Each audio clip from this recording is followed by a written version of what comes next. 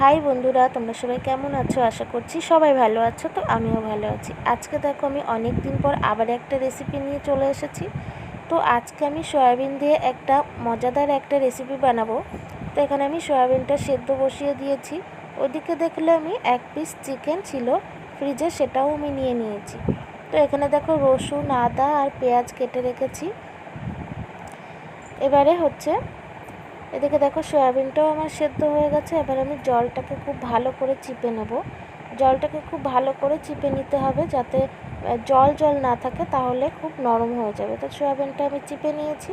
তো দেখো এখানে আমি একটা চপার নিয়েছি। তো চপারের মধ্যে আমি সয়াবিনটা দিয়ে দেবো। তো লাস্টে কি হলো, আমার চপারে আমার হয়নি, তারপরে আমি আবার মিক্সিং জারে আমি নিয়ে নিয়েছি। চিকেনটাও নিয়ে নিয়েছি। এবার সয়াবিনটা আমি পেস্ট করে নিয়েছি। তারপরে দেখো এখানে আদা, রসুন, পেঁয়াজ আর কাঁচা লঙ্কা এটাও আমি পেস্ট করে নিয়ে সয়াবিনের মধ্যে দিয়ে দিয়েছি। তো আমার একটু নরম হয়ে গেছিলো, তোমরা দেখবে যাতে নরম না হয়। তো এদিকে নুন দিয়ে দিলাম আমি পরিমাণ মতো, দিয়ে দিচ্ছি হলুদ গুঁড়ো, দিয়ে দিচ্ছি সামান্য একটু চিনি, আর দিয়ে দিচ্ছি বেসন। তোমরা বেসনের পরিবর্তে দিতে পারো কর্নফ্লাওয়ার বা ময়দা।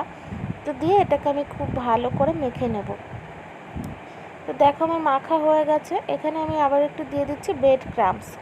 তো ব্রেড ক্রাম্বসটা দিচ্ছি যাতে একটুখানি শক্ত হয়, নরম হয়ে গেছিলো তাই। তো হয়ে গেছে মাখা। এবারে আমি দেখো একটা শেপে আমি এগুলোকে করে নিয়েছি। এদিকে আমি কড়াইতে তেলটাও বসিয়ে দিয়েছি গরম হওয়ার জন্য। তো তেলটা হয়ে গেছে আমার গরম। এবারে আমি তেলের মধ্যে ছেড়ে দিচ্ছি। তো প্রথমে গ্যাসটাকে হাই ফ্লেমে রেখে তারপরে লো ফ্লেম করে দিয়ে এগুলোকে ছাড়তে হবে, না হলে কী হবে, উপর থেকে বেশি পুড়ে যাবে, ভেতরটা হবে না।